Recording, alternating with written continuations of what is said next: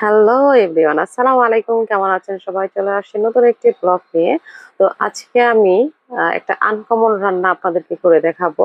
এটা আসলে এই রান্নাটা খুবই মজার। তো এইটা হচ্ছে কচুরলতি দিয়ে লোনা শুটকি দিয়ে ঝোল রান্না করব। এই রান্নাটা হয়তো অনেকেই খান না, এটা অনেকটাই আনকমন রান্না, অনেকেই হয়তো খান নাই, কিন্তু এভাবে আপনারা হচ্ছে রান্না করে খেয়ে দেখবেন। আপনারা হচ্ছে বারবার তাহলে এই রান্নাটা করে খাবেন। কচুরলতি দিয়ে লোনা শুটকির ঝোল কিন্তু সত্যিই খুব মজার হয়। তো আমি চুলার মধ্যে একটা প্যান বসায় দিয়েছি। এখন হচ্ছে দিয়ে দিব খাবার তেল। আর এখানে হচ্ছে আমি দিয়ে দিয়েছি পেঁয়াজ কুচি, রসুন কুচি আর ফালি করা কাঁচামরিচ।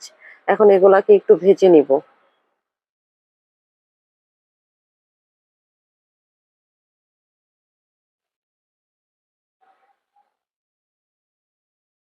এগুলো কিছুক্ষণ সময় ভেজে নিয়েছি। আর এখানে হচ্ছে আমি 5 পিস লোনা শুটকির 5 পিস বড় সাইজের লোনা শুটকির 5টা পিস দিয়ে দিয়েছি। আর এখানে এই রান্নার মধ্যে আমি লবণ ইউজ করব না, যেহেতু লোনা শুটকির লোনা থাকে, লবণাক্ত থাকে, সেহেতু আমি কোনো রকমের লবণ ব্যবহার করব না। লবণ ব্যবহার করলে তরকারিটা অবশ্যই হচ্ছে লবণ বেশি হয়ে যাবে। যাই হোক, আর দিয়ে দিয়েছি হলুদ গুঁড়ো আর হচ্ছে মরিচ গুঁড়ো। এখন এই উপকরণগুলোকে আমি ভালো করে কষায় নিব। তো ঢাকা দিয়ে কিছুক্ষণ কষায় নিতে হবে।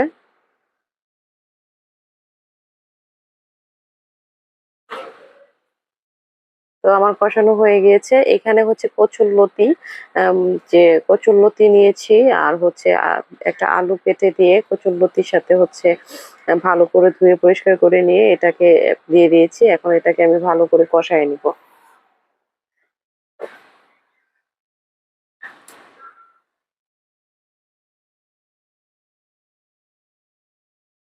তো ঢাকা খুলে এটাকে কিছুক্ষণ কষায় নিতে হবে।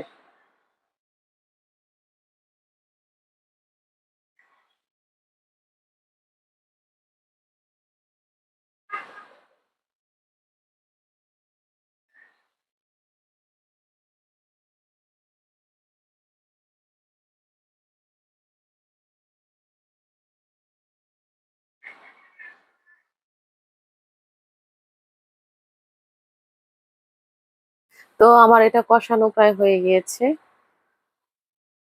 এখন হচ্ছে আমি দিয়ে দিব পানি। এখানে যেহেতু এটা ঝোল হবে, সেহেতু আমি হচ্ছে এখানে বেশ কিছু পানি ব্যবহার করব। পানি দেওয়ার পর এখন চুলার আঁচ বাড়ায় দিয়ে এটাকে বেশ কিছুক্ষণ রান্না করে নিব।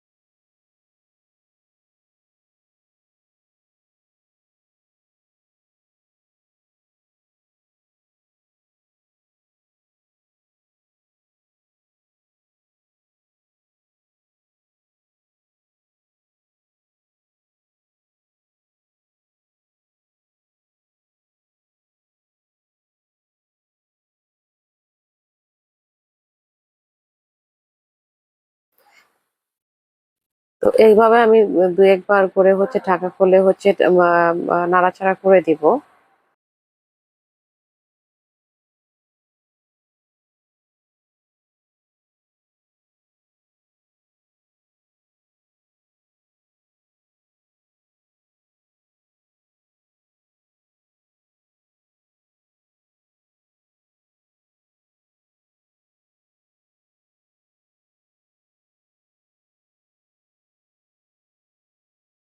তো হয়ে গিয়েছে আমার কচুরলতির মজাদার ঝোল। এভাবে আপনারাও কিন্তু কচুরলতির ঝোল তৈরি করে খেতে পারেন।